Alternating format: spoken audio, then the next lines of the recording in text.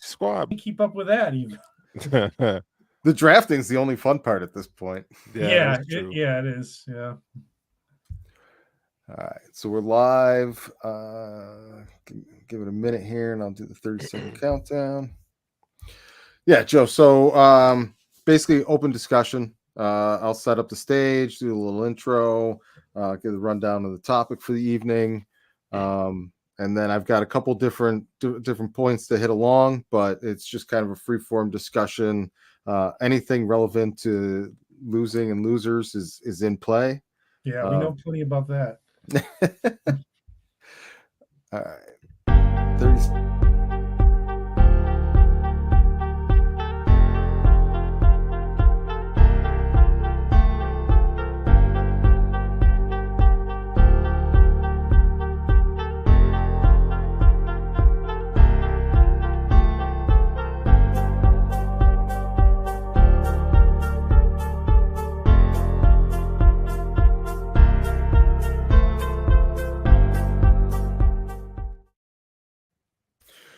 Week 4 of 10 guests, 10 topics in 10 weeks here on Sports Sushi.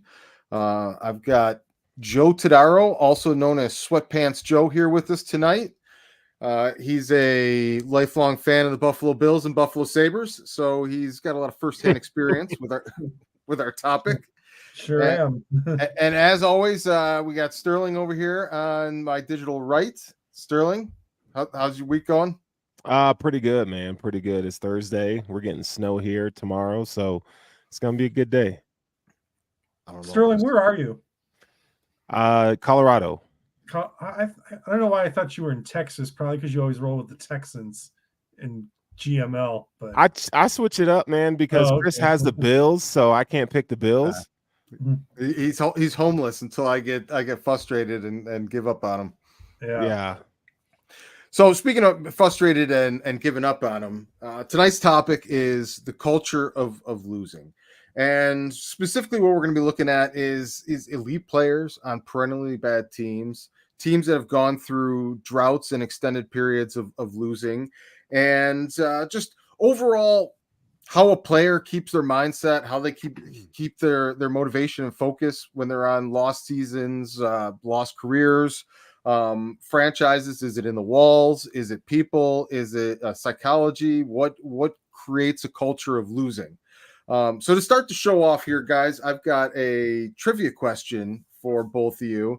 And let's see if combined, the two of you can answer this question. Do you know who the team with the most losses is in each of the 4 major sports? Teams with the most losses in each of the... Okay. Yeah, which team has the most historical losses? You got to go with an old team then in each sport, I would imagine, like one of the founding teams. Like for hockey, I almost want to go out and say like one of the original 6, probably like the Toronto Maple Leafs. Ding, ding, ding, ding. Toronto Maple Leafs for the NHL. Yeah, I mean, they've been around for 100 years, so it just makes sense. You want to go with an old team. Football, I would probably say the Chicago Bears. No, maybe the Detroit Lions then. Sterling, getting in football? Yeah, Arizona Cardinals. Okay, yeah, that actually makes sense because they are an older team. Yeah, they've been to a few different cities. Yeah, but they are an old team. Yeah, NBA. Sacramento Kings. They've been trash for a long time. First guess. Wow, good guess.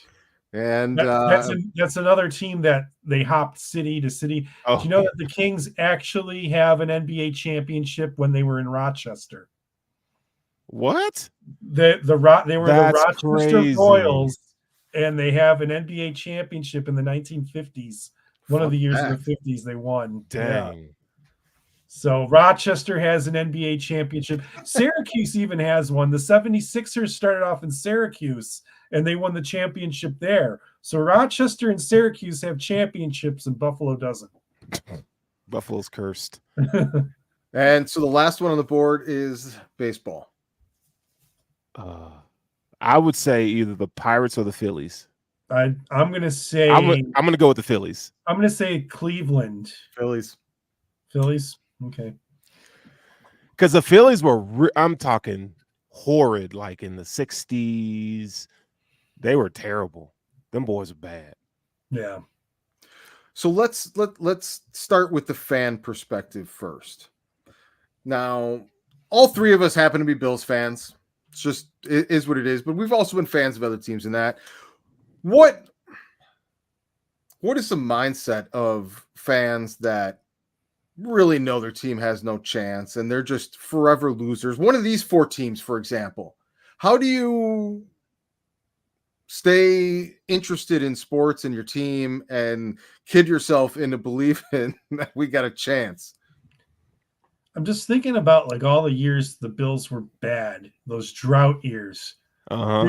They were bad, but with the exception of a couple of years going into it, you thought because they weren't that bad. Like you thought, Yeah, they were never bad enough to be terrible. Yeah, Right. it's like maybe this year they'll get to 9 wins and sneak into the playoffs and have something to build on.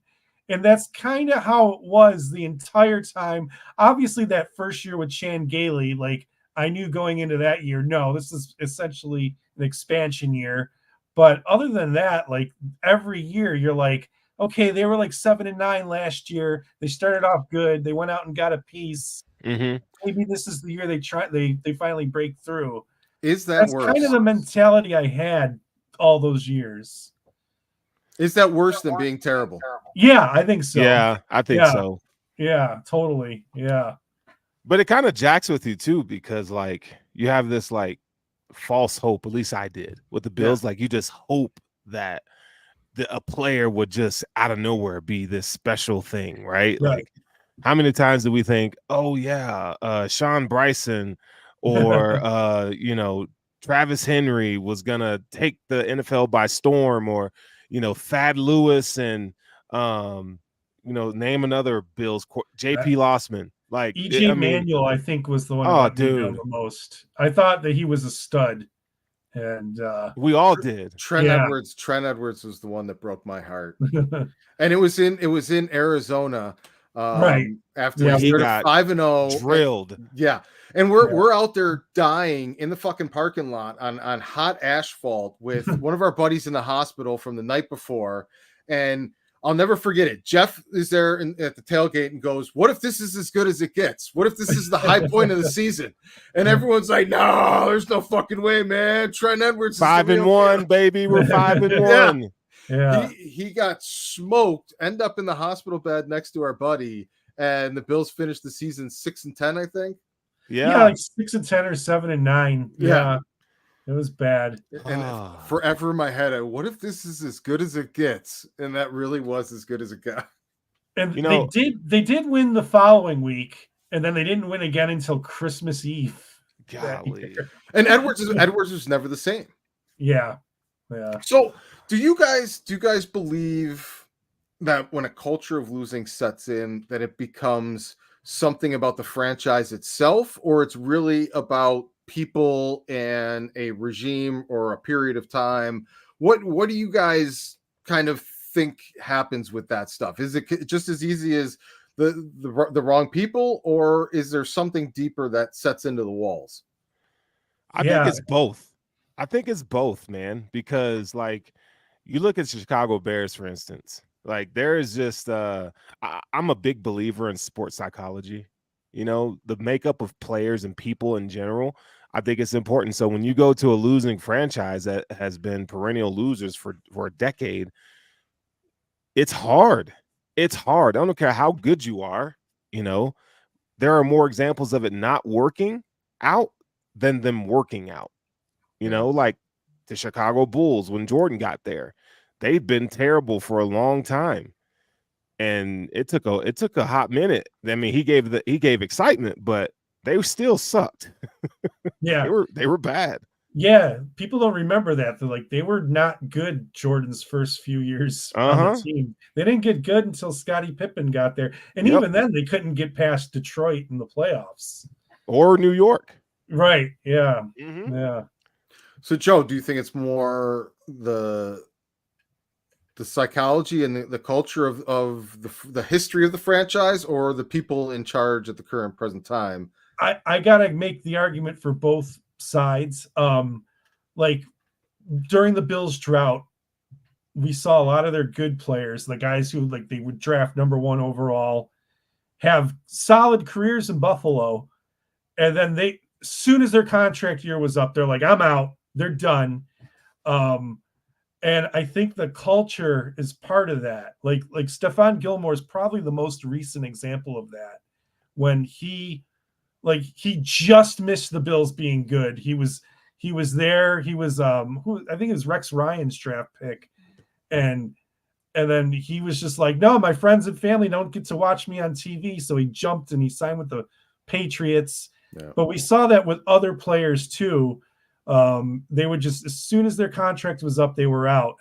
And I think that has changed now, obviously, in Buffalo. But for the longest time, that's how it was. And I don't know if it's an organizational way, like, of doing business, or if it's just the players' mindset of this team is never going to be good. I got to get out of here. So it's kind of both, but like, I don't think the players would think that way if they had a system to buy into. And for the longest time in Buffalo, there was just nothing there. So I wonder if there's ever been a study done that shows the success rate. Now, the other 3 drafts have lottery systems, but just using the NFL based off of, it's almost more often than not, it's the weaker teams drafting higher than the good teams. What the success rate is for, like, let's just say first round picks that are drafted to teams that have 2-3 years of history of losing, and the back half of the draft of where these teams have, because I think not only are they surrounded by better players, but they're also in better environments and have better time to develop, and there's not as much pressure on them. So I'd love to see what this, you assume there's more talent getting picked at the higher side. And where I'm going with this is, if you're getting drafted and like Williams' situation right now, that you're going to a team that's really in a rut and in the spinning their wheels, should you have enough confidence and believe you're going to be the thing that changes it and turns it around, or should you be more smart and ruthlessly reasonable about it and realize you got a better chance of being chewed up and spit out than you do of being the cog that turns it all around? Which do you think is in a smart, savvy, top of the draft athlete's mindset in this day and age? Yeah, that's tough. That's a tough one, because you got guys like Caleb Williams, who's like, he was contemplating, hey, I'm not coming out if I have to go play for this franchise. You know, you've seen teams. Eli Manning was like, yo, I'm not going to play for the Chargers. Right. I ain't doing it. Elway was the same with Baltimore. Yep. So is that more of a justified mindset, do you think, now, if you're sophisticated enough to realize how often these guys get chewed up and spit out by bad franchises? Is this a reasonable position for players to start taking? I think in certain sports, I don't think it's a one size fits all situation. So like, I think football, because your shelf life is, you only get like one shot really. Baseball, you could play baseball for 30 years. You know what I'm saying? I think it's a little bit different. Football, you're also not usually playing with the team that drafts you. Like, you end up somewhere else. So I have a living case in point here. The Colorado Rockies, man. You talk about a franchise that is ridden with loser mentality. Christian, and we've talked about loser mentality a lot. And there was a time where the Rockies was like in 2005 was when they had that World Series run. Since then, dude, in the last 6 years, man, this team, they lost 103 games last year. That is the most in their franchise history. When they draft good players, you know what they do? They trade them. And they are content with just being bad. And then what they'll do is they'll go out and they'll try to find this old wily veteran that once was a name and go sign him. But these are guys that, let's listen to this. guys that the Rockies have gotten rid of. Tulo Tulowitzki. I don't know if you guys remember him. Ubalde Jimenez, pitcher, right? Mm-hmm. Nolan Arenado, great player, got rid of him. Trevor Story, got rid of him. I mean, the list goes on, and it's like they're content with just being terrible all the time. My fear is the teams that, like, I'll just use the Bills as an example, that are content to be in the contender conversation, but never willing to make the bold Rams-like decision that puts you over the top. Right. And I feel like that's another form of a loser mindset, because how often in sports has the team that, let's just protect the status quo, let's not make any bold decisions or actions or moves, been the team that wins anything? Like, it's always you've got to be aggressive, you got to recognize the moment, and there's risk reward with it, but you've got to pick the time to put the chips in and say, like, this is our go for it time. I feel like the Bills and the Dodgers kind of do a similar strategy with that, where they're just like, good enough. We're good. We're gonna be at the top of our division every year. We're never gonna lose our jobs. We're not gonna make the move to put us over the top and win it all. It worked for the Dodgers one year. They had the COVID year and they won the World Series. But I mean, they're just, other than that, like, they're just losers in the postseason ever since. Prior to that, they lost in the postseason. And I think the Bills are kind of copying that strategy. We're like, 1 year we will finally get there, whether it's Mahomes is injured. Like, this was the year to do it because the Chiefs were having a down year. Burrow was injured and they missed the playoffs. This was the year for the Bills to do it. But I think the Bills are just playing that strategy. We're like, we're good. Eventually we'll get it done. If we don't, whatever. Like, I think that's, and as long as we don't do anything too crazy, we're all going to be here 10 to 15 years minimum. Yeah, I think as long as they keep winning the division, McDermott is going to be safe. So I don't want to get too focused on the story being around the Bills, but hold on though. This is applicable, right? Because the Bills are a prime example of a loser franchise. So here's something that really popped out to me at the end of the season press conference that, like, oh boy, we're in for a long haul here. One of my silver lining hopes was that at some point Brandon Beane, who I had the utmost respect for, like he's made some misses, had some, but who's not going to? I really liked him. Other than the stupid power structure of how they were hired, which again are the results of a culture of losing. Now you have to give somebody more power than they otherwise would have had just to come here, and it completely disrupts things down the road when you have to have a culture of accountability in the next stage. I think that's disruptive. But one of the things that Bean said when somebody started asking him about, like, McDermott and is he on the hot seat or what are we looking at here, is, well, it's not like he's out there making blunders and coaching mistakes that are costing us games. It's not like that's what we're talking about here. And it just struck me like a friggin' 2-ton brick. If your boss doesn't know you're fucking up, are you actually fucking up? Right.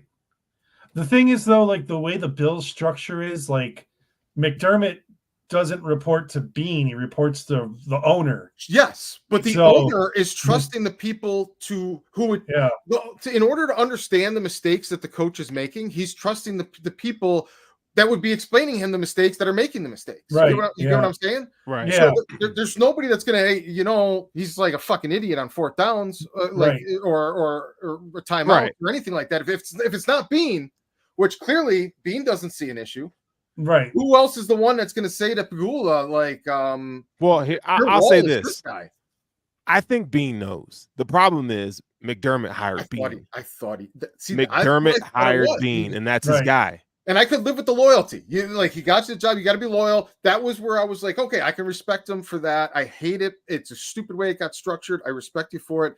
But if Bean legitimately doesn't think he's making coaching mistakes that are costing them games, especially in the playoffs, there's a much bigger problem here. And then it started hitting me like if we all just close ranks around each other and maintain the status quo and don't make any crazy bold acts or swings that could topple the whole thing over, we can just steady this thing down the road for 10 to 15 years as executives, head coaches, families. We're all family here. Raise 2 generations in Buffalo and have a whole era.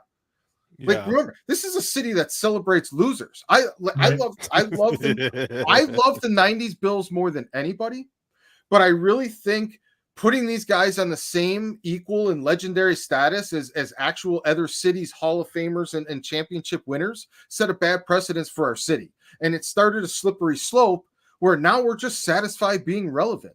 And I think that's where it goes when you let that real loser mindset set in, that you don't want to go for it. You know who Sean McDermott is? So, there's a saying that says, in the Bible even, there's nothing new under the sun, right? Sean McDermott is Marty Schottenheimer 2.0. A guy who's going to be good in the regular season. But when the chips are down, he is going to show who he is, and he's going to have said blunder. The Bills defense, for instance, shits the bed every single season in the playoffs. Sean McDermott is Marty Schottenheimer. Yeah, he's not a difference maker when he's up against coaches who are difference makers. Right. And it's not just the playoffs. The defense shits the bed whenever they play a decent team, it seems like. This year they kind of stepped up, but they didn't step up until the last part of the season where it was like, oh no, we can't lose any more games. But the defense let them down against New England. They let them down against Denver. They almost let them down against the Giants. The Eagles. So, here's something. The Eagles, yeah. So here's something that's really been messing with my head lately. When you start, how like brilliant people execute strategies over a long period of time. And and you can't really see that how it unfolded until looking backwards on those type of things. And looking backwards now on from the very start of the Sean McDermott era, in fact, if you just follow the Sean McDermott story all the way back, his quote unquote mentor was Andy Reid, who fired him. Right. Now you just take whatever, you use that Reid for a while. Coaches get fired, they move around all the time and all this, that, and the other thing. But then he gets his head coaching job. And not only does freaking Coach of the Year Mickey D come in and take over a quarterback starved team, but he openly admits he didn't scout the quarterback class. But you weren't going to draft a quarterback. Fine, but you're drafting high enough, you should know their value in case, I don't know, somebody calls up and wants to trade for that value, and you have no idea what you're sitting on or what you're holding because you didn't even look at the quarterback classes. Oh, who's on the phone? Your old mentor that knows you just took over a quarterback starved, needy team and has no idea what you're sitting on with that pick and knows that you're a fucking idiot. Well, makes the trade. And then, who's the wall you keep running into over and over again? It's not just Mahomes, who, over, by the way, you didn't know the value of and gave to them. I love Allen. I love him. But you still have to reconcile. You gave away value you didn't understand to your mentor, who knew that you were an easy target to be snuffed on that trade deal. Then you now keep running into the two of them over and over in the playoffs. Who knows your weaknesses and how to keep beating you over and over again better than the mentor who fired you? Because clearly he knew there was a big flaw in the game here. So I just feel like we're living in this reality where we have to accept that Sean McDermott might have been a long game patsy of Andy Reid. Yeah, but I think we got to cut him some slack on the Mahomes trade, just for the simple fact that he's a defensive minded coach who has no idea what the draft class looks like and got fleeced for it. Now he should have consulted his scouting department, but they kind of so what had happened was they got rid of a lot of the scouts. And they had that's why he was drafting the players. The whole backstory, but all I'm saying is Andy Reid might. I've looked down on Andy Reid for a while, but I really think he might be a secret silent assassin. And freaking, he knew that what he was going after, what he was going to get, and who he could get it from. I saw a clip. I actually just saw it. It was either yesterday or today, and it kind of puts this whole thing in perspective too, though. Andy Reid, I guess, the year before Mahomes was trying to trade up to draft Paxton Lynch. And he thought Paxton Lynch was going to be the next big thing, the next big quarterback. Obviously, the Broncos ended up getting Paxton Lynch, and the Chiefs trade down and they select Chris Jones. And then the next year they make the trade up and they get Mahomes. How lucky. Hold on. How lucky. How mother effing lucky are the fucking Chiefs? Yeah. We're just going to fall into Chris Jones. We're going to fall into Patrick Mahomes. I mean, like, get the fuck out of here. Did they fall out of Paxton, or would Paxton have been good? Would he have been good if you end up underneath Andy Reid? Though? He was the dumbest quarterback I think I've ever seen in my life. Paxton Lynch was awful. So yeah, I saw the clip. It was Mel Kiper. He was the one talking about it. So if that all happens, like, this whole conversation is different. And I've also heard reports that Pagula wanted to take Mahomes, and Doug Whaley talked him out of it. Doug Whaley, the guy that he fired after the draft. That he knew that he was going to fire after the draft. Yeah. He said, listen, I can take Mahomes here, but you told your fans you're going to win this year, so we should trade down and get the extra pick and not take a quarterback. Doug Whaley talked him out of Patrick Mahomes. I can't stand Doug Whaley. I hope that somewhere deep down inside, Pagula knows that, like, this guy got me here, but he ain't gonna take me there. Like, some guys are just good at fixing like broken things and getting them back. I mean, Pagula was the one who walked into the Sabres and gave Lindy Ruff an extension, a guy who never won anything because he was beloved. So you know what the assassin move is? And was when the second the Carolina Panthers fired their coach, the assassin move was to trade Sean McDermott to the Panthers, where they could actually use him, need him, right? And he could build that team back up, take that extra value, and get one of these offensive guys out here that would have jumped at the chance to come to freaking Buffalo and take Allen and a bunch of draft capital. I think Harbaugh would have jumped at the chance. Oh, that's for sure. Oh, you're speaking my language. You are speaking my language. Oh, he absolutely would have. Big Harbaugh fan. I mean, I'm a Michigan guy, so Jim Harbaugh is my guy. Yeah. Okay. So kind of bringing it back to the broad strokes of the culture of losing here. When it comes to personal accolades, do you guys think they're easier or harder to obtain on a terrible team? Depends on the position. Quarterback, you're going to get a bunch of more yards because you're from behind all game. Running back, obviously the opposite is true. You're not going to get your yards or carries because you're behind all game. So, it depends on the position. And then, same could be said for every sport. You got all-stars on every team, and not all the teams are good. So obviously you can get your accolades. So, well, the thinking goes that bad teams rely on their stars more and right. more wear and tear on them. Yeah.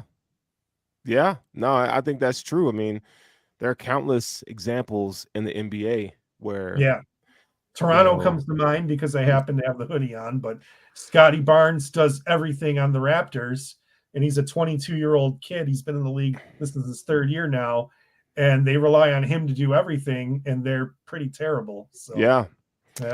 I mean, Allen Iverson. They struggled for years with Allen. I mean, that dude was doing everything. He had guys like Larry Hughes as his running mate, like Eric Snow, like, get out of here. Dallenberg as a center, like they were bad, like, and Allen, I mean, he had to put up 35 shots a game to get 30 points. Mm-hmm. Like it's just bad. It's just bad. So I think it's harder when you have a losing culture, a losing franchise, for these great players to come in and make a tremendous difference. Like, look at Andrew Luck and what he had to endure when he was playing for the Colts. Now, he did, he kind of, Peyton Manning got him to a place. They drafted Andrew Luck, but once Peyton Manning, I mean, think about playing in the shadow of a Peyton Manning, a Hall of Famer quarterback. And then they're like, you know what? We got the quarterback, but we're not going to put anything around him. And they were bad for a little bit. You know what I'm saying? Like that, and he was getting rocked. And look at him now. He don't even want to see a football. That kind of piggybacks right. It segues perfectly into the next question. Do you feel like there's a higher rate of injury and risk playing on a bad team? Both Absolutely. trying to stay motivated and extra wear and tear and usage on you. Yeah, you could make the case for Kobe after the championship years. Towards the end when he was really, it was Kobe and nobody, and he was pretty much getting hurt all the time, especially those last couple of years of his career. Yeah, so you absolutely can get injured. I don't know if age has a lot to do with that either. It's not like Kobe was ancient though; he was still in his 30s when he retired because he came out of high school. But yeah, you can make the case for that. I mean, I look at baseball. There's like pitchers, for instance. I don't know if you guys remember from the Giants, Tim Lincecum, like in 2008. He was a phenomenal pitcher. Bob Gibson with the Cardinals back in the day. Walter Johnson with the Senators. This is like really like this is like aging baseball history though. This was like 1910 with the Washington Senators, but he was phenomenal. Like there are guys out there who and I love like the history of baseball when it comes to like topics like these, because it's so history enriched, where you can look at like, okay, we know like back, it's kind of changed, but pitching is still king. Like you got to have some aces in there. And when you have guys pitching now, they're pitching, every 3 to 4 days, right? Trying to get out there instead of every 5 days. And it's churning them out, wearing them out.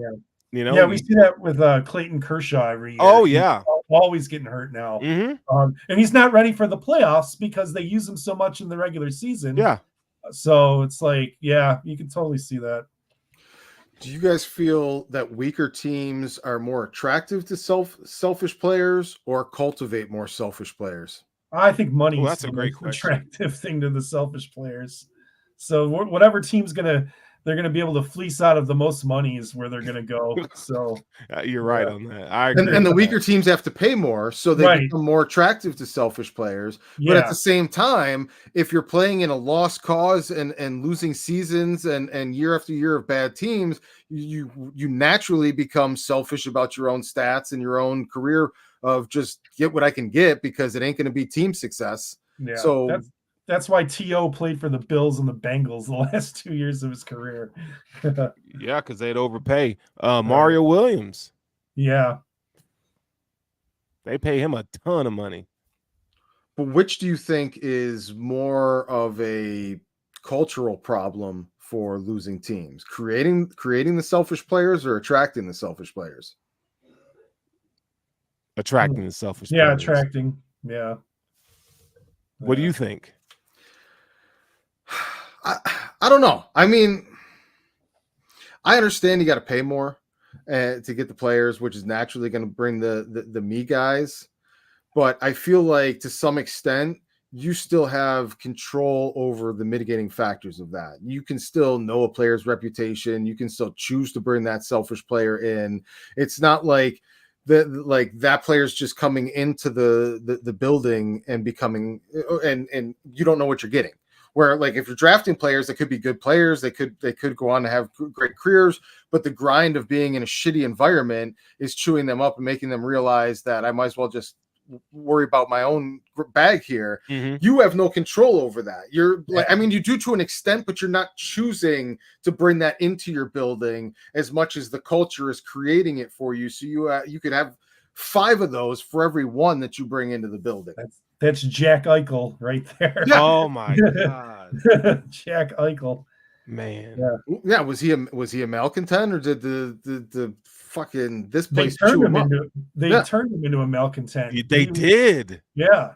They drafted him. He was happy to come to Buffalo. Then they paid him, and they paid him a lot of money.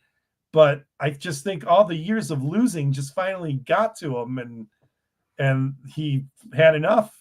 And he wanted to have one procedure done, and the team wanted another, and that was it. He was done.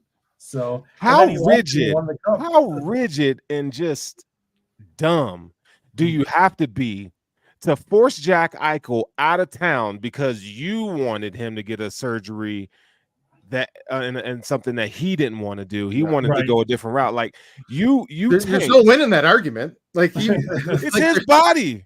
Yeah. Like, and at the worst case scenario, it's never going to happen. You're going to end up losing the player or disenfranchised. Like, there's no winning that argument. Yeah. Why? Like, I don't understand. Like the whole Terry Pagula thing. Like, why is he so like? Who's making the decisions? Does he just sign off on all this stupidity with the Sabres? Because they're always bad. Always. Right. Yeah. To me, the Sabres have become the quintessential example of a losing culture. No matter how much talent they put into there, no matter how much high draft picks they collect, no matter how many different people they hire and fire through there, nobody can get any kind of traction. And it's not even like, oh, we're mediocre. It's bad trash. It's like, how are you not getting kicked out of the sport? If this was soccer, you would have got bumped down 3 levels. Like, their team right now has talent, like, at every position. I'm not saying they're a stacked team. Like, weren't they supposed to be better this year? They were supposed. Last year they missed the playoffs. They maintained the status quo because they just needed another year of development. And so this year, it's just now they're bad, and it's like, it's mind-boggling. Like, this team can't make the next step. They have a goaltender now, finally. Like, they're like, oh, one of our guys will step up, and one of them has stepped up. UPL is amazing, but they can't win. They can't win more than 2 games in a row in a season. 60% of the teams make the playoffs, and they can't even come close. These guys can't make it through a season without a 15-game losing streak. It's the craziest shit I've ever seen. There was at one point where they were playing Tampa a few weeks ago, and it was like, if you beat Tampa, you're within 5 points of a wild card spot. If you lose, you drop down to 9 points out of the wild card spot. Of course, they lost. So it's like, I've never seen a team in the first half of a season that is so terrified of being 500. It blows my mind. Yeah. Whenever they're down below 500, they might rout some teams and blow them out. The second they get to that game where they could go 1 game above 500, they get smoked and lose like 6 straight, and then climb back. They're like the hockey equivalent of. I always forget this fucking guy's name, but the guy that pushes the boulder up the hill and rolls back down, and the boulder is 500 for them. The bar is so low. But is that like this building, this franchise is just chewing up and spitting out talent, and by spitting out I mean destroyed. Is this the people in charge? Is this the building? Is this the city? The air? I don't know. It's like, I just think that I was saying this about the Bills all those years. I was saying about them. They're just broken, and you can't fix them. You really can't. I don't know what it is. Like, you're going to bring in another guy to coach, but like, it's the same players. And I think the players have talent. So I don't know. I don't know what it is. And then these guys that are all supposedly malcontents or just never lived up to their potential, and that the second they're moved, they produce and deliver, win Stanley Cups. So like, the next question becomes, let's look at this stuff from the player's perspective now, whether it's the Sabres or the 0-16 Lions back in the day. How does a player stay motivated to go out there and put their body at risk and play their hardest, knowing that they're like, I mean, players are smart. They know what they're up against. Right. I think it's they're professionals and they're expected to, but like, how do you? Is it just the money? I mean, is that? No, like, a lot of them are trying to get bonuses, so statistical bonuses. So that's what you motivate yourself for. But at the same time, like, if you've been a starter all year, you might be in a situation where you're going to get benched because they want to see what the rookie can bring. So, I think it is the money, because how many great players on bad teams do you see leave? They usually get re-signed to bigger next contracts, second contracts, third contracts for a lot of money. And I think you kind of, accept the deal with the devil that you'll never, you'll be great yourself, but you'll never win anything in terms of your legacy. And I think money is king now. Yeah, Larry Fitzgerald is a prime example of that. How many years he kept re-signing with the Cardinals, and they never won anything. So, yeah. So do you think at that point it just becomes about maintaining the status quo as far as a career goes. Like I can get paid well here. There's low expectations. Like there's not a lot of pressure on me. My family's here. We're here. Like at the end of the day, who cares about the wins and losses? And then does that not self-sustain the culture itself? The only person I could think of who left, who was great and left because he wanted to win a championship, was Reggie White. This was like 30 years ago. There hasn't been one since who's like, I'm leaving to win a championship. So, oh yeah, Reggie White. He's from my hometown. I met him as a kid. He used to have these football camps that I used to attend as a kid in Chattanooga, Tennessee. That's where he was from. So yeah, I got to shake his hand and do drills instructed by him as a kid. So it's pretty cool. Yeah, like you never hear a player say, "I'm leaving to go to this team to win a championship." Yeah, like, it's never the case. So that was the only time. That was literally the only time was Reggie White, and of course Green Bay paid him a ton of money to come, but and won the championship. And they won the championship, but that's why he said he went there was to win the championship. Should have had two if it wasn't for the stupid John Elway gift to Elway. Yeah. But you know what I think though? This is a question for you both. Do you guys feel like when you look at the Bills and Josh Allen, like I had to really this last loss to the Chiefs really broke me. I ain't gonna lie. Like I had a really hard time with it. I've been trying to like prepare you for it for all season. Man. No, you have, and I drink the Kool-Aid at points, but I've been more critical lately. But I almost felt better about the Bills being 7-9. I had more hope when they were 7-9 than I do. Giants Magic season where they went 9-7. They slipped in. Yeah, I had more excitement, and I covered the team. I had more excitement. I felt like I had more excitement in those times, just wishing who are they going to draft. We got, we're going to be, around 10 to 15 draft pick, and they could trade up because, they got salary cap space. So free agency was always fun. And now I look at the Bills and I go, I don't care who you draft. Right. I don't care who you sign in free agency because you ain't got no damn money. But all I know is we're going to play the Chiefs or the Bengals in the second round and get our ass whooped because we got a head coach who's going to not show up defensively. And I'm like, how do I get myself up for another season? So how do you guys feel about that? I don't even like my thing with McDermott is the exact thing that Dan Campbell is. Dan Campbell is a walking, talking battery. Like when you're down, when you're going through it, when the season's getting tough and you're dredging, when you can't get motivated, you just go over there and you stand within 3, 4, 5 feet of that guy, and static electricity is going to get you fired the fuck up and ready to go.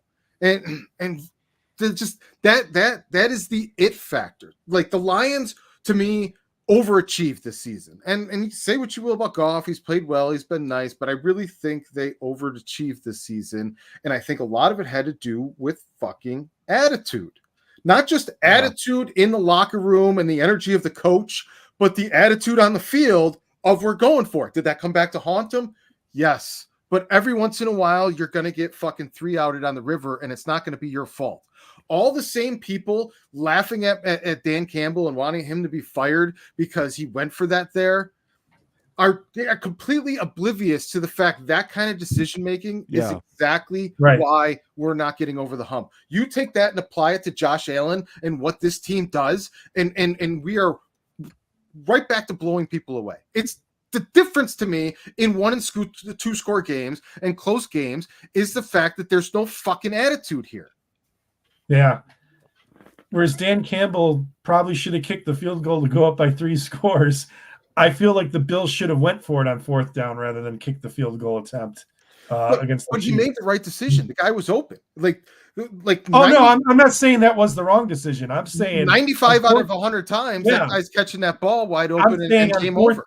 And 4th down rather than kicking the field goal and going for the tie. I think they should have went for it. Is what I think they should have done. Well, I don't know. I'm okay with the decision to trot Bass out there because at what point? That's a chip shot field goal. Let's be real. Like Tyler Bass is paid top 5 kicker in the league. Right. You got to make that. Yeah, and he did. So I'm okay with that decision. Bass has been pretty bad the last half of the season. Yeah. I don't have as much problem with the decision as I have as the blatant Like you couldn't, whatever it is about the timeline that we currently live in, when you make a monumental mistake or make a stupid declaration, the karma train is swinging around so fast on everybody in this day and age. And the Bills from the Steelers game to the Chiefs game had exactly that happen. And all these people are dogging Tony Romo. You got Sal Morianaro, whoever the hell it is, and Sal Capaccio. I don't like Romo. He makes no good points and all of that. They worship at the altar of McDermott. Can't understand why people think he's bad and makes mistakes. And this just washes over everybody in the last 2 weeks. And I'll tell you exactly how it played out because it was identical from 1 week to the other. 2nd and 9, inside the 30-yard line, just outside of the 2-minute warning, just before the half against the Steelers. You run the fucking ball. You tell your quarterback, do not audible out of this play. Do not do anything. You run the fucking ball. And at the very least, take it down to the 2-minute warning. And hopefully you get 2-3 yards, maybe 4 yards. And you run the ball again on 3rd down. And ideally end up in a very 4th and short situation, killing more of the clock. Again, we're up 3 fucking scores here. Who the hell cares if we kick a last-second field goal on the set of downs? Run it. Boom. You at least take the clock down, mitigating your risk for bad things happening, and freaking take a good chance of 3 runs, even 2 yards of carry there gets you the 1st down, and you're in a much better situation. Instead, they passed or allowed their quarterback to pass, put themselves in a disadvantageous situation. The quarterback couldn't find people open, made 2 bad throws, and then they had to kick a field goal, which part of the equation of kicking field goals is they might get blocked. Yeah. It got blocked. And your punter got hurt. They scored. You allowed the Steelers back in the game. Okay, shit happens. But hey, we're going to learn from our mistakes. And we're not going to repeat those mistakes. So you think same story every year. Hold up. You think a playoff mistake that allowed a shitty team back into the game and cost you your punter might be something you rewind and look at this week? And then you get to the Chiefs game. Where are we at? Oh, we're at 2nd and 9 inside the 30, right around the 2-minute warning. What did we do last week that didn't go well for us? We could run the ball here and maintain control of the clock and the advantage because we don't want to really throw and score a quick touchdown and give Mahomes the ball back right away. We know how that went because, again, we learned from our lessons in 2020 when we had the 13 seconds and all this. We don't want to do that again. So let's run on 2nd down and force them to use another timeout and see what happens. Maybe we get 3-4 yards. We were running good that game. Maybe we get 5 yards and can run again on 3rd down. If not, we're playing for 4 sets of downs here because a field goal is trouble against Mahomes with anything over 13 seconds.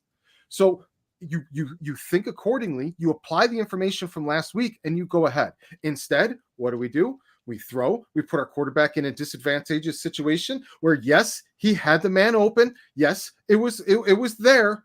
But again, we weren't trying to score in one play. And 2, incompletions and errant throws and getting bumped by a pass rusher happens in passing downs. These were all variables as part of the equation. So that's, in a nutshell, why I don't think we're going to get over the Chiefs hump, because we can't even get over the lesson from last week hump. Yeah. Wash, rinse, repeat every single year with them. And I hate that I'm there right now.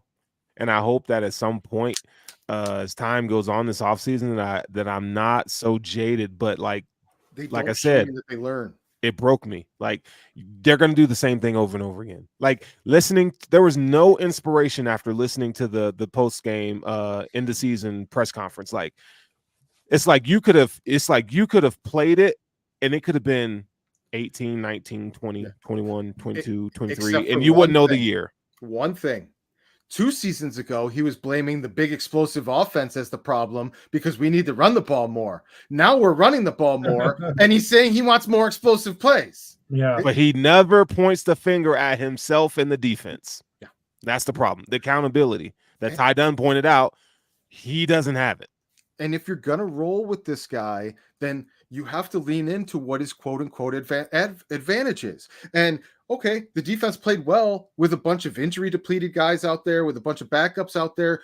Okay, what does that information tell me going forward?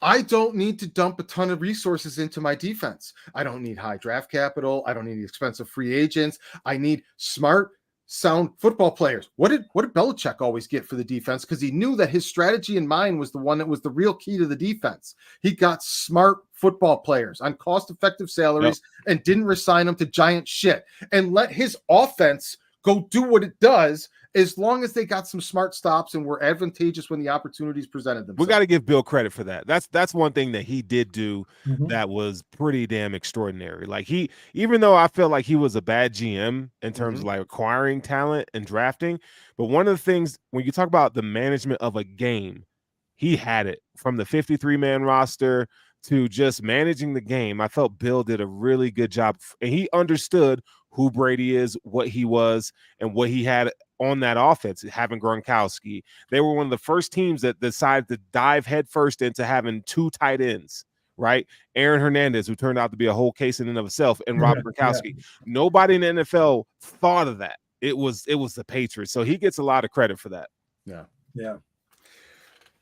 Do you, side question here on the Belichick thing, do you think the lack of real heat for him to get a head coaching job is the league's unspoken vote in the Brady versus Belichick decision? I think it's Belichick not pursuing jobs is what it was.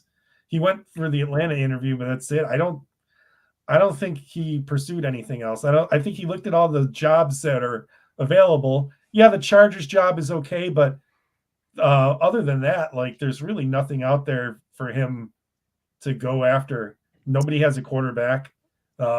So I think it's more him than the league.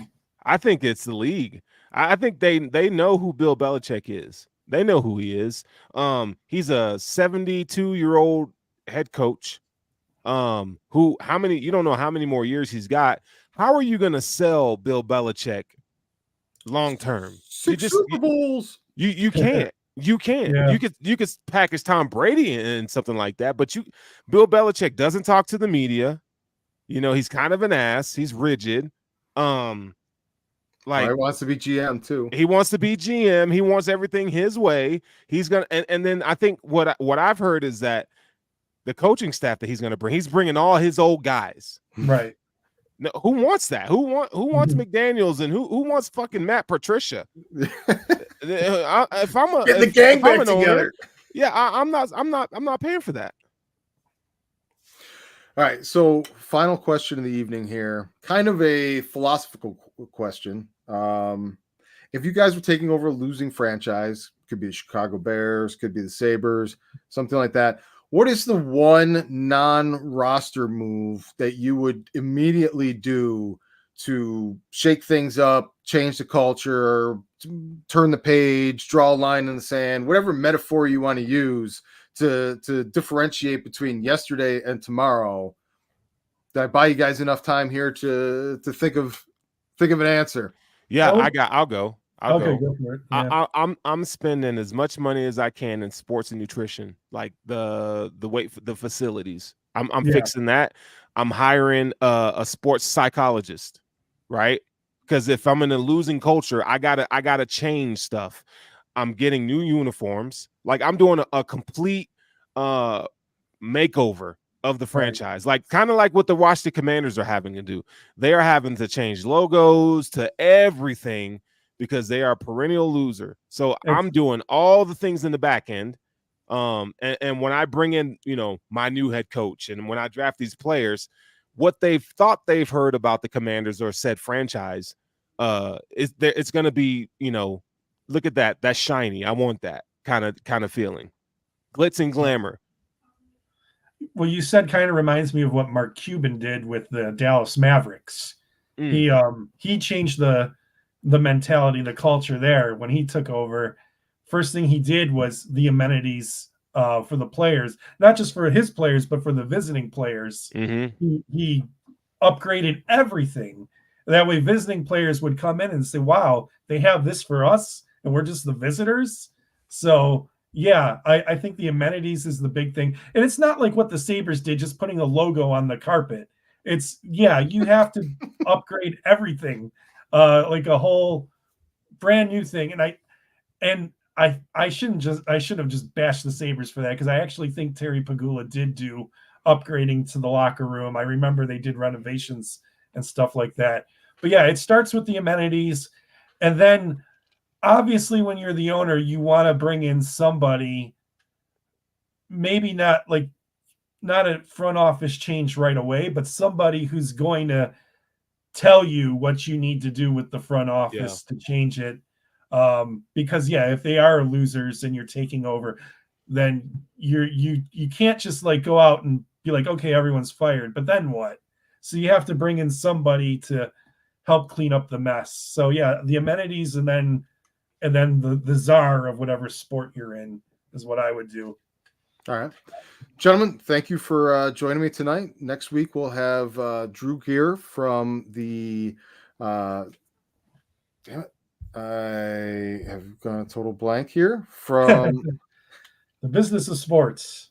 Drew Gear, one of the Buffalo Podcast, the Rock Pile Report. Man, damn. Okay. Yeah, I don't know why I drew a total blank on that. But next week, Drew Gear is going to be here with us. We're going to be talking about the business side of sports. Joe, thanks for joining us. Anything happening new in food? Not really. I've just been, since I moved back to Buffalo 2 years ago, I've just been really kind of taking in all the Buffalo restaurants, seeing what they have to offer. So follow my YouTube channel and SweatPantsJoe Eats, and I'm always trying something new. So, yo, I need to know where you got that hoodie from, though.